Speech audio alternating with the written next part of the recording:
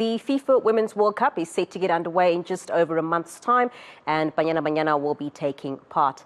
But the South African Football Association is looking even further ahead. SAFA has been unveiling its bid committee for its ambitious attempt to host the 2027 FIFA Women's World Cup. The hosts will be announced next year. My colleague and eNCA senior sports reporter Hloni Mtimkulu joins us now live. Hloni, good afternoon to you. Talk to us about this committee. Who forms part of the bid committee and where are things currently? Good afternoon, Nicole. So we are at SAFA House. The NEC meeting, I think, has just wrapped up because I am seeing people coming out of the SAFA House, the conference room.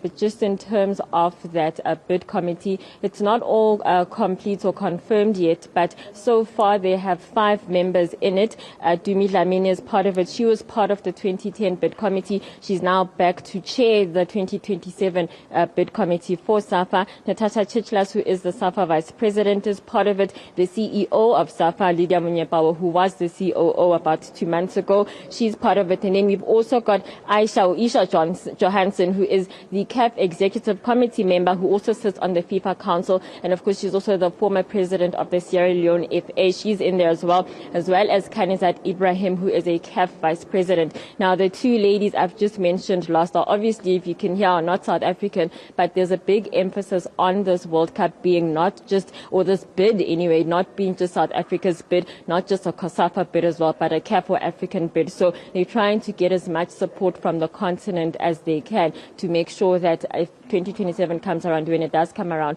that South Africa and the continent gets its World Cup. I think it's a bit like what has happened, or how Africa or Cape Town for the Netball World Cup was positioned, that it's not just a one country's bid, not just one city's bid, but it is a continental effort. And this, I think, is important given that other bids have come as joint bids. We've seen with the US and Mexico, they have a joint bid. We've seen the UEFA bid with Belgium, with the Netherlands and Germany, they're coming with a joint bid as well. So I think for South Africa, even though it's just one country, it's internally, I would say it's a bit of a joint bid, combining all of Africa's best countries or best officials, best personnel to kind of push this bid forward. Nicole? Definitely. So, Hloni, I think many would say that administratively there's so many things that need to be fixed at SAFA. So why bid in the first place?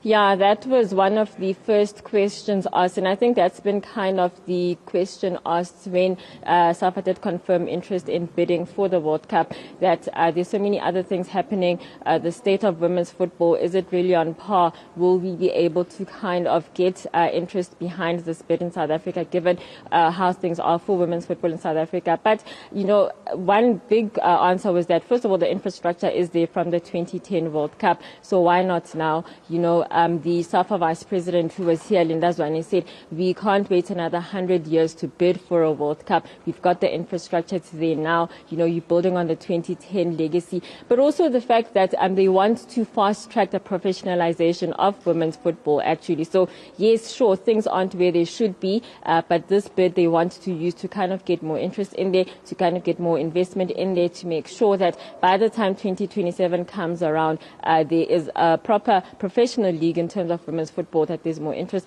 and all of that. There's also, they want to increase participation by women in football. They want to make sure that they will be able to grow the African economy as well. As I said, it's not just South Africa's bid, so it's about growing the African economy as well, showing Africa the best way that they can. So as much as there's all of these things that are happening in the country, they want to say we're bringing hope in this form, and we've got the infrastructure as it is, so it will be less of a cost than at previous attempts to host the World Cup. So whether that will sell or won't sell, we'll have to see, but they're hoping that some of that will kind of drive the bid process going forward, Nicole.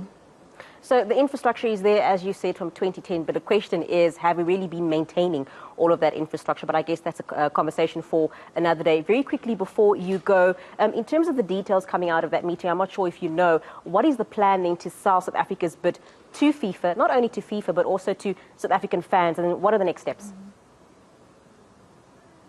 Yeah, so last month the bid committee documents were signed by the 4 bidding members, and so then SAFA has had 2 meetings with FIFA since that time, just to kind of go through some of those documents, to kind of outline what is the way forward, what needs to happen. Next month, or in August, at the World Cup, at the FIFA Women's World Cup in Australia, there will be a workshop that is held there, just to kind of move the process forward, to get the ball rolling in terms of all the documents that need to be submitted, all the requirements that are needed by FIFA to submit the documents. And then the final deadline or submission date for the bid is just 6 months' time, Nicole, on the 8th of December, that everything needs to be in place. They are aware that there's quite a lot of work to be done over the next 6 months, but they're hoping that, the ball is rolling just by having this committee in place, which, as I said, is not finalized yet, but having the makings of this committee so far, that they will be able to do that. Just to add that they're hoping to get 2 more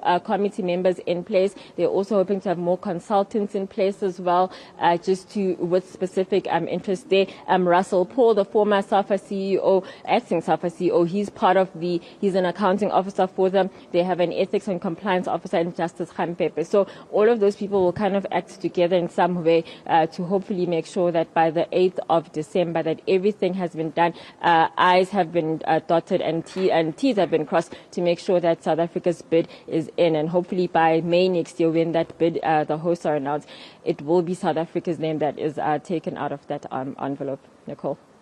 Definitely, and we're going to be keeping our pulse on that to ensure that we keep you updated on developments as and when they happen. We'll have more sport for you later. That is eNCA's Hloni Mtimkulu.